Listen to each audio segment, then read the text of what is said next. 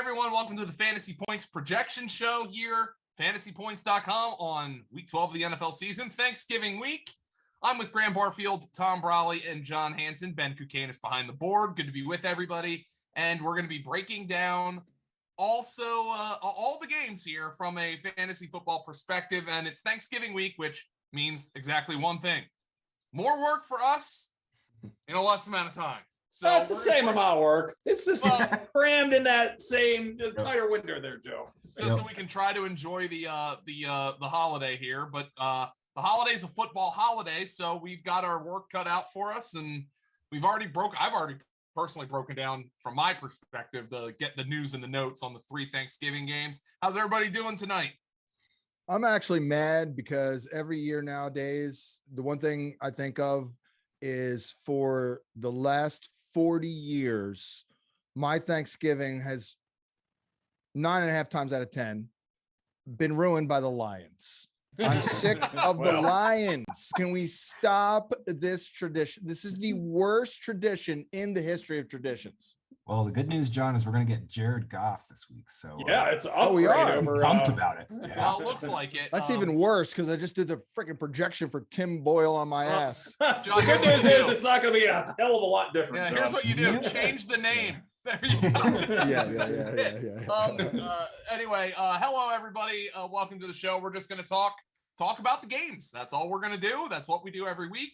News and notes, early week kind of research, and try to get a baseline for the projections this week. And we'll start with the Bears and the Lions. As we said, it actually kind of looks like Jared Goff versus Andy Dalton. Hey, all right. I mean, I'll take it. I don't really have any Bears pass catchers. I mean, nope. It was notable. Josh Reynolds was their leading route runner last week. After you're talking about Lions. Yeah. Oh yeah, Lions here. Yeah. Josh, he did not catch any of his 3 targets, correct? No, but no. Yeah, So first game in the lineup, he's ran the most routes. He is so bad. The Titans think so much of him. They're playing Des Fitzpatrick, who they cut and put on the practice squad. Yeah. They shouldn't have cut him. I know Greg liked him. I kind of liked him too when I looked into him. I think I interviewed him. I kind of liked him, but I don't know why they cut him, but he's back. I mean, the Bears, I actually think Dalton gives their passing game more life, but this is a badly coached team. John, I don't know if you saw, but Matt Nagy's kid is getting I saw that. That's kind of messed up. That's pretty shitty. That's bad. Nagy's at the game. I mean, oh God, what a disaster. By the way, I looked into the numbers. I'm like, oh my God, David Montgomery didn't produce. He actually played more snaps than any running back in week. In week 12. So he's like the greatest. He's like a great buy low guy right now. Oh yeah, I mean, just you think they're gonna run the ball. Maybe Nagy gets canned and they just decide to run the ball. It's a disaster right now. Dalton probably gives Mooney more life. Robinson said he's going to try to play, but he hasn't practiced. He hasn't practiced. He hasn't practiced in 2 weeks now. The Cole Kmet thing really stuck in my craw. Jimmy Graham out targets the guy. Got to be as soon as Dalton came in. Yep, he just started slinging it to him. I did come up with a good nickname for Darnell Mooney, and it's perfect. Even his number, the Road Runner. Oh, Meet. Exactly. So now on the show, when I say Mooney, meep, that's what we do. I wish he had a better chance to show out here. I mean, we don't have to talk about. We'll do our full career analysis of Justin Fields after the season when we get Cosell's full tape. I still do tend to think John Cosell thinks Fields has probably been a little better than his numbers. Yeah, uneven. I mean, that's probably going to be. I mean, hopefully we can get to uneven. I think we need to improve a little bit to get to uneven at the end of the year to kind of encapsulate the year. Yep. Yeah, but I mean, Dalton probably gives Mooney a better chance. They're going to run the hell out of the ball anyway. The Lions are going to run the hell out of the ball. I don't even know what. No, John, I wrote this game up and I had no idea what to say about it. I like it's just. Swift had a couple of freaking great runs. Yeah. Did you see them runs? He's also off the injury report totally right now. He is. The Bears are obviously down Mack, and Akeem Hicks has been banged up all year too. So I mean, they're really struggling on that D line.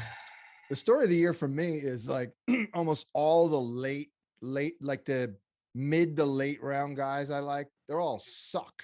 And Jamal Williams is one of them. Like, what happened? Like, Well, John, they were actually frisky early in the year. yeah. And then I just think things have collapsed. And, I'll fully be aware I was guilty last week of thinking, how could Boyle be worse than Goff? John, not only this is PFF, so little grain of salt, but I mean, I think this is a good encapsulation of what they apparently according to PFF, not only did Boyle have the lowest average depth of target, meaning he's basically just checking down on every play, he also had the most turnover-worthy plays despite that. Wow. So not only is he checking it down, he's checking it down directly to defenders. Yeah. I was asked on the TV show, what do you think of Tim Boyle? I'm like, wow, he's the least accomplished quarterback I've ever encountered. Yeah, literally. By the way, I think he had like twice as many interceptions as touchdowns in college. UConn, baby. Yeah, he transferred. Even my son's Pop Warner quarterback was better than Tim Boyle. Way better, by the way. Joe Callahan. He must be a good locker room guy or something. Oh, yeah, Callahan. Oh, man, I forgot about Callahan.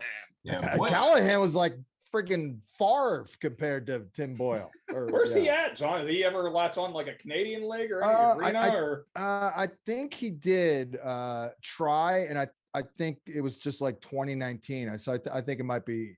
He's probably selling insurance with his father. Yeah. Maybe he can get linked up with the USFL when they there you go. Yeah. Seattle Dragons.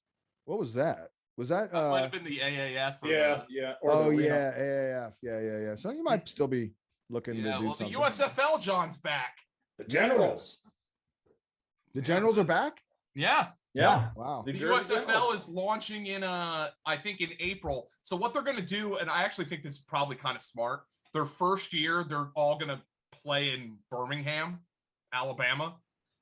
And then I think if they, get some support, TV, then they'll take it to the home markets. Yeah. Wow. So it's probably smart. But the XFL never had a chance because COVID kneecapped it. So So we'll see. But the USFL, John, it's with 8 teams from the original. Damn. The Philadelphia Stars? The Philadelphia Stars are in it. Nice. The New Jersey Generals, the Houston Gamblers. Yeah. The Houston Gamblers, Jim Kelly. Remember he had the famous quote? Would you rather be in Houston or Buffalo? He said. Oh, yeah. How about the LA Express? They are not. Oh. So Birmingham is in it. The Stallions, I think. The New Orleans Breakers. Pittsburgh has a team, right? Pittsburgh Maulers. You know, our guy, Michigan Dr. Mark Panthers. Addix was like the 5th pick for the USFL thing. Really? And he was picked by the LA Express. He lived in Redondo Beach, which is, Graham, Redondo. I'm a Redondo guy. Just so we're on the record. I love that place. Blocked for Steve Young. He was with the LA Express, he was the right tackle, so he protected his blind spot. But then he was in the NFL supplemental post USFL draft. He was like the 5th pick of the draft. Wow. It was like Reggie White, Gary Zimmerman, who was a Hall of Famer. Yep.